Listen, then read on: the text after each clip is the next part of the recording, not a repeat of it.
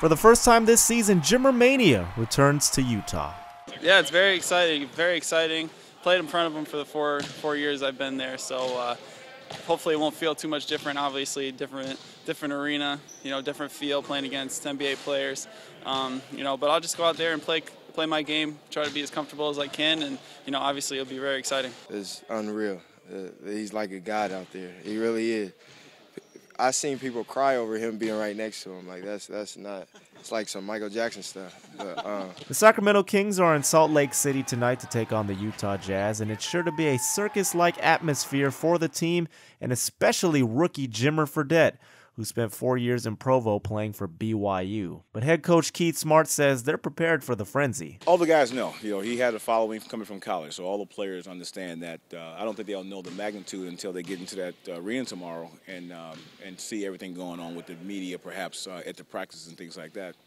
But all these guys are pros. They've been around and they understand that that's part of the business right now. You got to treat it at the same type of game. It's we're going to be in Salt Lake, and obviously the fans are very passionate there, and I've lived there and everything. But the routine's going to be the same. The timing of his return couldn't be any better. In the last 3 games, he's had his most productive stretch of the season, averaging 17 points while shooting 61% from beyond the arc.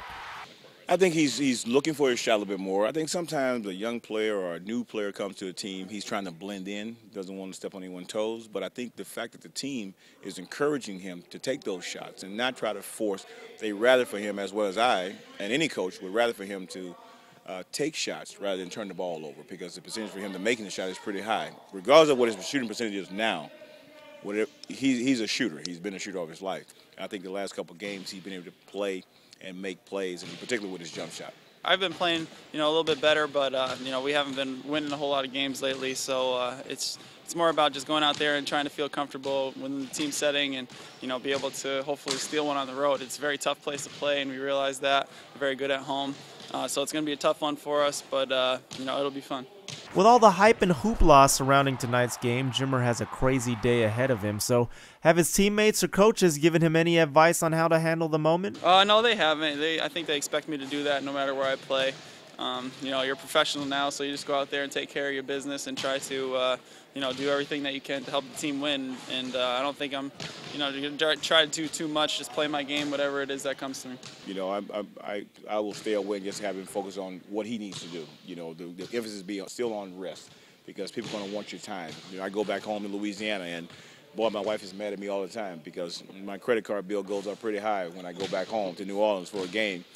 But that's part of the business, and for him to go back home as an NBA player and now playing well is good for him, is good for our team, it's good for the league for a young man like that.